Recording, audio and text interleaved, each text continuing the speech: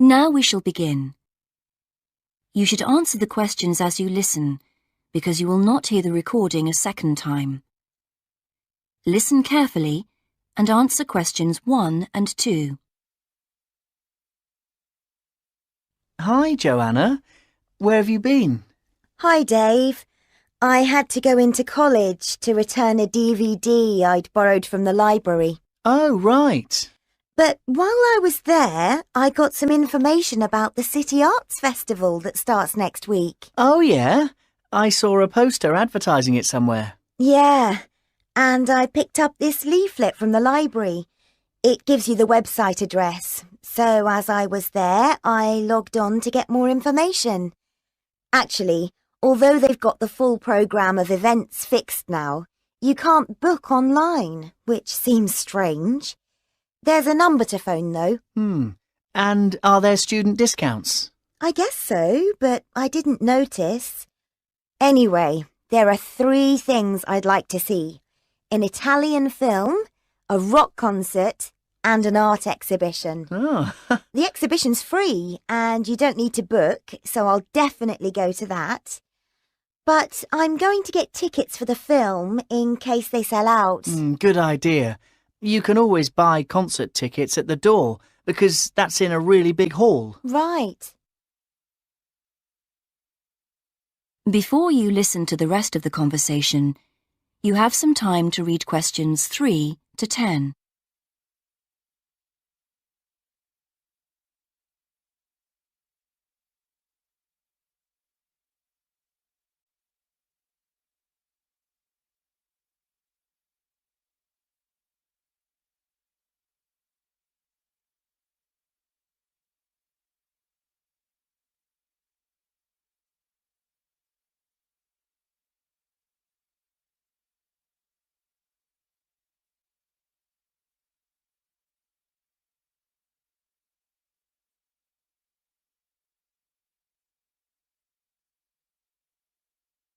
Now listen and answer questions 3 to 10.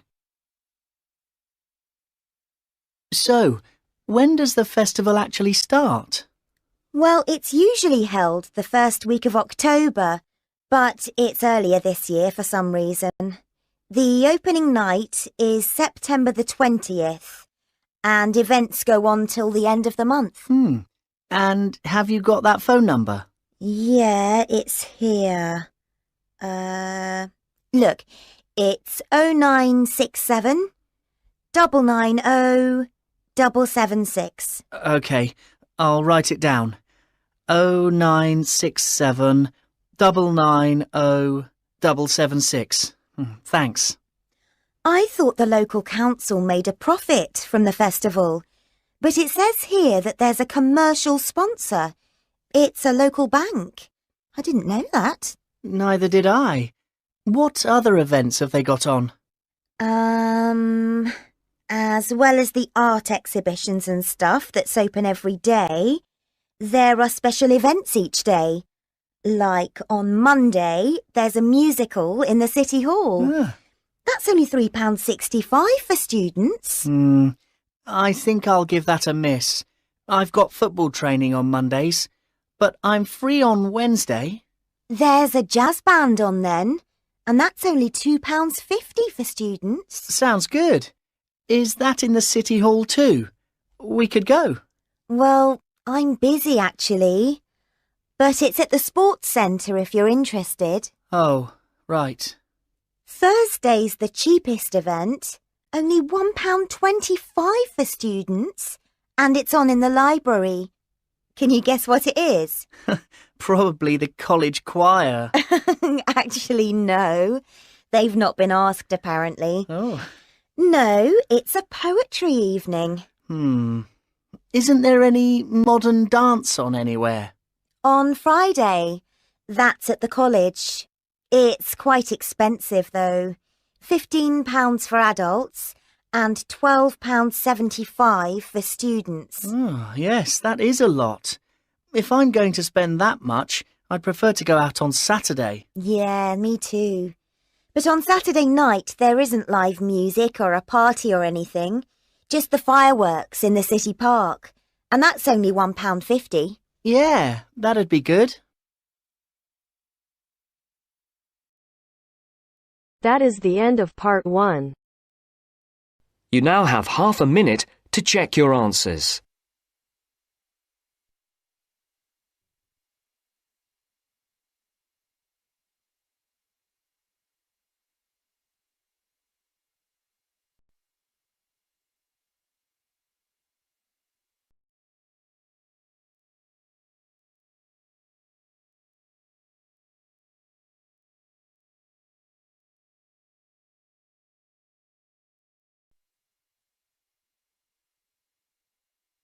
Now turns to part 2. Part 2.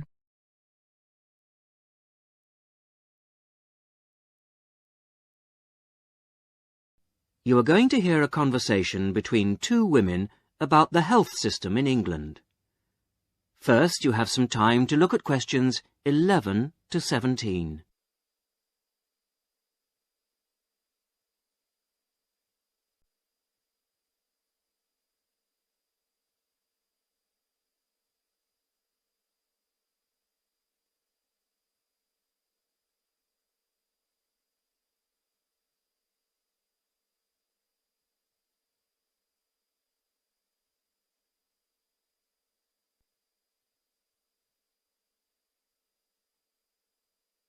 Now listen to the first part of the conversation and answer questions 11 to 17.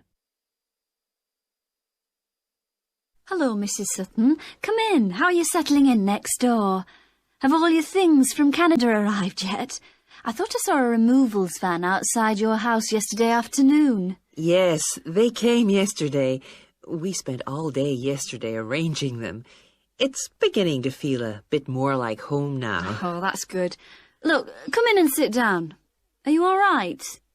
You look a bit worried. Well, I am a bit. I'm sorry to bother you so early, Mrs. Smith, but I wonder if you could help me. Could you tell me how I can get hold of a doctor? Our daughter, Anna, isn't very well this morning, and I may have to call somebody out. She keeps being sick, and I am beginning to get a bit worried. I just don't know how the health system works here in England. All I know is that it's very different from ours back in Canada. Well, I don't know really where to start. Let me think. Well, the first thing you have to do is find a family doctor. Sometimes we call them general practitioners as well. Right. And register with him or her. If you live here, you've got to be on a doctor's list. If you're not, things can be a bit difficult. Nobody will come out to you if you're not registered. Anyway, they work in things called practices. Sort of small groups of family doctors all working together in the same buildings. Now, what you've got to do this morning is register with one of them. There are 2 practices near here, so we're quite well off for doctors in this part of Manchester. There's the Dean End Health Centre, about 10 minutes walk away. And there's another practice in South Hay. That's about 5 minutes away, going towards the town centre. We're registered at the Dean End one, but they're both okay. There are about 6 doctors in our practice and 4 in the other, so ours is quite big in comparison, and the building and everything's a bit more modern. South A is a bit old-fashioned, but the doctors are okay. Their only problem is that they don't have a proper appointment system. Sometimes you have to wait for ages there to see someone.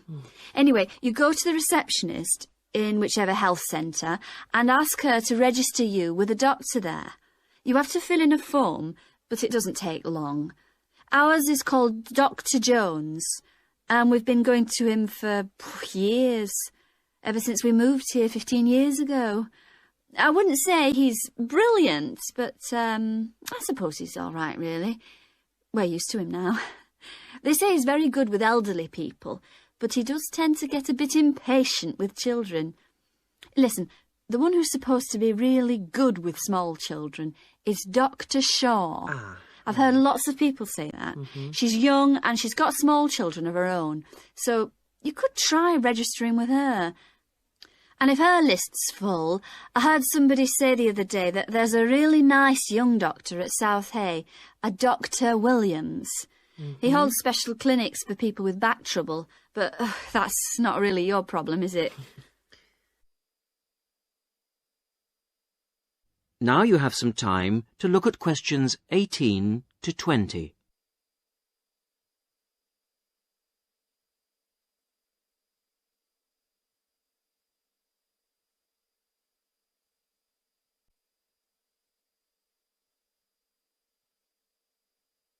Now listen to the rest of the conversation and answer questions 18 to 20. If you want a doctor to visit you at home, you have to ask for a home visit. You're supposed to do that before 10:30 in the morning, but obviously if it's an emergency, you can phone at any time, night or day. It might not be your doctor that comes, though. It's quite often one of the other doctors in the practice. It doesn't really seem to make much difference. Right. Otherwise, you make an appointment to see your doctor at the health centre. You usually get seen the same day. Not always, of course, but usually, as I say. They hold surgeries between 9 and 11:30 every weekday, and from 4 to 6:30 Monday to Thursday. Saturdays are only for emergencies. I see. When the doctor sees you, he gives you a prescription. He writes what medication you need on it, and you take it to a chemist's shop. There's one opposite the centre. If it's for a child under 16, you don't have to pay, so if it's for Anna, there's no problem. The same thing goes if you're unemployed or retired, or if you're pregnant. Just as well, because it's not cheap. You pay the same price for each item the doctor has prescribed. At the moment, it's something like £5 per item. So you pay for the medication, but the consultation with the doctor doesn't cost you anything. It's completely free as long as you're a resident here. You're going to be here for 3 years, aren't you? Uh-huh. So, well, there shouldn't be any question of you paying anything to see the doctor. So that's one less problem to worry about. Look, Mrs. Sutton, if you want, I'll sit with your daughter for half an hour if you want to go down to the health centre to register. It's no trouble, really, don't worry. Are you sure you wouldn't mind? That would really help me a lot. I'll ask them if they can send someone round later to see Anna. I think I'll try the Dean End Centre. Good idea. Don't worry about Anna. Right. I'll be back as soon as I can.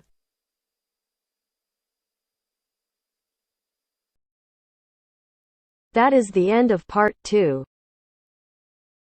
You now have half a minute to check your answers.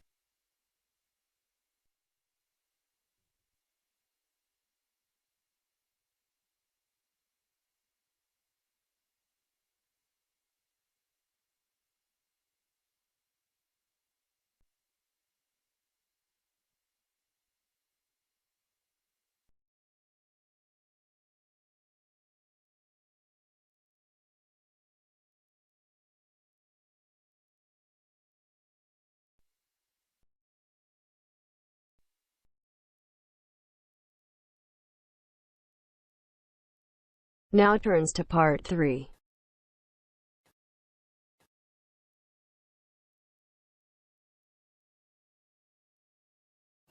You will hear 2 students called Jimmy and Kathy talking to their tutor about the current research paper.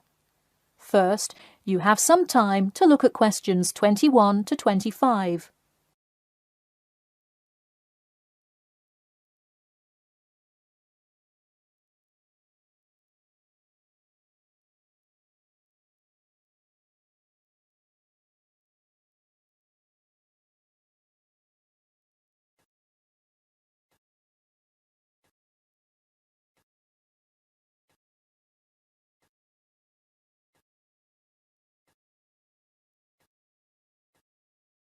Now, listen carefully and answer questions 21 to 25. Before we start, Jimmy and Kathy, thanks for coming in today to talk about your current research paper. Well, I will also give you some suggestions for your future presentation later. That's great. OK, I've read the introductory chapter, and so far I like where you're going with your research, you two. Thanks. What did you think of the procedure section? I haven't got there yet. I'll get to that and the results and discussion section in a bit.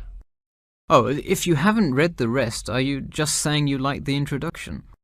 No, the layout is really well done. You have each section clearly marked and have the header and footer perfectly formatted, and your title page is right on the money. A lot of students have trouble with that one. To be honest, we did refer a lot to the example we received in class. That's good to do for spacing and layout, as long as you're not also copying the information. The background information is a little sparse though. You may want to add to it. You think so? I was more worried about whether I had enough data. You definitely need more background information. I would think about finding some more online articles or doing more research in the campus library. That's a good idea. We can go tomorrow.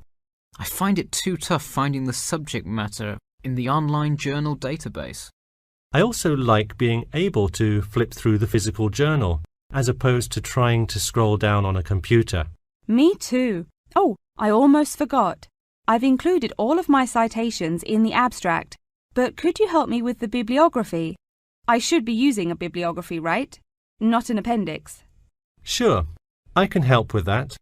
Yes, for this type of scientific research paper, list all sources that you cite in the body of your paper in a bibliography.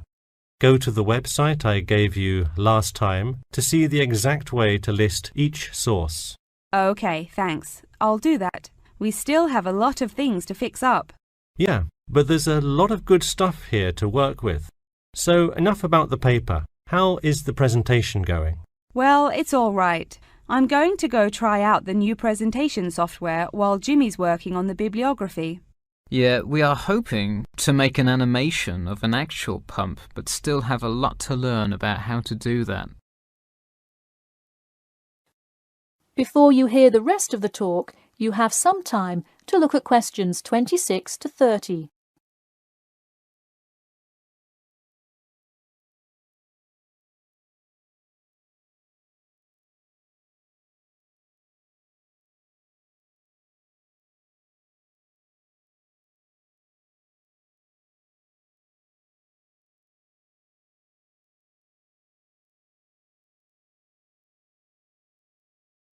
Now, listen carefully and answer questions 26 to 30. Who would have thought before we started this project that we would be able to recreate the motion of a pump? This stuff is just so interesting. So glad to hear it. Yeah, I am glad I took engineering this semester. I would definitely like to keep up with it. You know, there's an organisation called the Machine Engineer Society. You should look into joining it. You would need to score well in your engineering class to qualify, but I think you can do it. Interesting. I will definitely check it out. I would really like to get in contact with some professionals in the engineering field to find out more. I don't really know anyone in the field now, though. I think if you keep meeting people in your classes and professors, you'll be able to get in contact with some really helpful people. Well said, Jimmy. If engineering pumps is something you both are specifically interested in, make sure you stay up to date on new developments. In fact, you could visit the local water treatment facility periodically to see what new developments are going on. That may be a good way to get some practical experience. Well, I don't think they would let you handle any equipment by just visiting the facility. If you really want to get your hands dirty, so to speak, I would recommend instead seeking a summer internship. Wow, you have so many helpful suggestions for getting a leg up. Now, if only you could tell me how to get my work published. Wouldn't that be nice? Well, honestly, all you really need to do is, once you have a dissertation, present it. Present it often and to many audiences, and once you get feedback, adjust it. You'll get published one day. Wow, this meeting has been truly inspiring. Thanks for your help. That is the end of part 3. You now have half a minute to check your answers.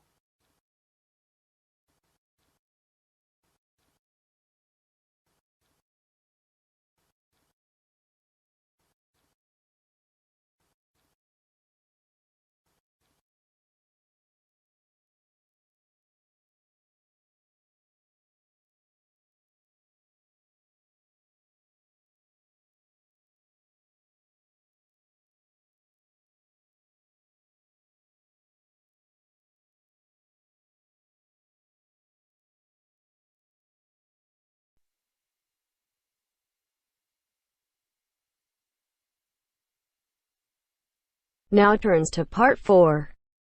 Part 4. You will hear a postgraduate psychology student talking to other students about a job satisfaction study he has investigated. Before you listen, you have some time to look at questions 31 to 40.